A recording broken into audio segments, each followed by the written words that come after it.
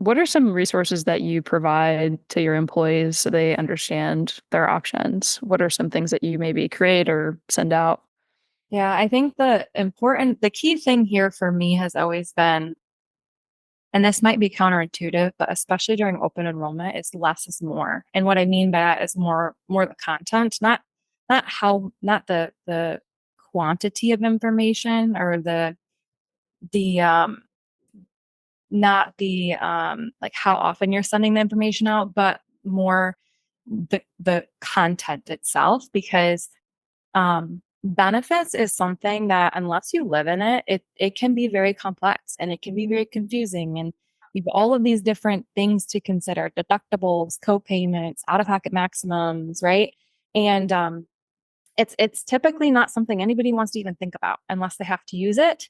So my advice for creating tools and resources for people, first and foremost, less is more. I would keep the information that you're sharing pretty high level. If you have significant changes happening year to year, I think those are really important to highlight. If you have things that are impacting everybody, those are really important to highlight.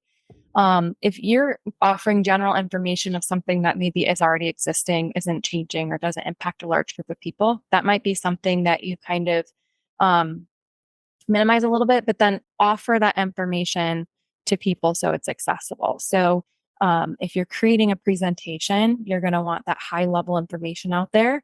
And then, like too long didn't read version, you're going to have all of the areas or the places that can get the information that maybe wasn't covered. And you're going to make sure that it's fully accessible to them, so that they can get it if they need it. But it might be such a small population of people that need it. It doesn't make sense to bog, any type of the communication down for the whole population. So that's something to consider.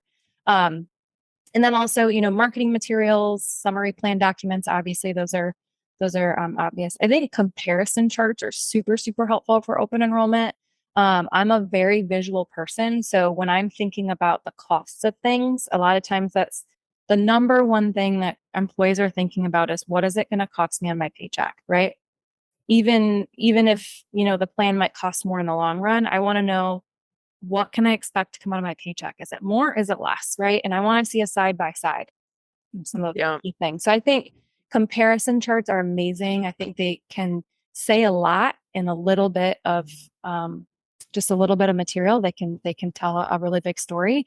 And then always tap into your benefit carriers or your broker, because a lot of times, especially if you partner with some of those thicker, bigger names, they will offer online wizards. I guess I don't know exactly what you'd call it, but where employees can kind of go in and put in their personalized situation, and it will kind of spit out, hey, this is the plan we would suggest for you, right? So a lot of times that will happen too, as well. Have employees come in and say, well, what plan should I choose? And Ooh. exactly. It's a hard question, because you want to help them, right? But also, it's like when people come to me and ask me to help them fill out their tax forms, it's like, I am not a financial advisor. So I Yeah. I can help guide you and tell you, what will happen if you choose this option or this option, but I am not the best person to give you that advice. Nor Right. am I the best person to advise you on which benefit plan you should have. However, there are resources out there that many people don't even know about. But that online wizard's really neat. I've used it before. We were in like family planning, so I think I was maybe pregnant, and then the next year I would be having the baby. So I was really trying to figure out and do the math on which plan I should choose, knowing that I was going to have a large medical expense ahead of me. So I went out and used the wizard, and it said some of the questions were, do you have any medical expenses that you are anticipating in the next year, and what would they be, and what does it look like? And it gets very, very, very detailed. Are you on any prescription medication? Do you have any chronic illnesses? Do you frequent the doctor?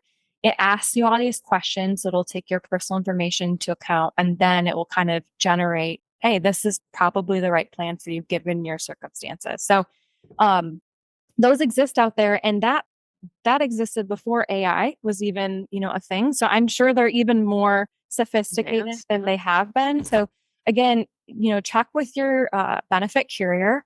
Blue Cross Blue Shield, Priority Health, those big ones, I know they have their own versions. But then if you do go through a broker, a lot of times they will have resources as well. But if you don't ask, you might not know about them.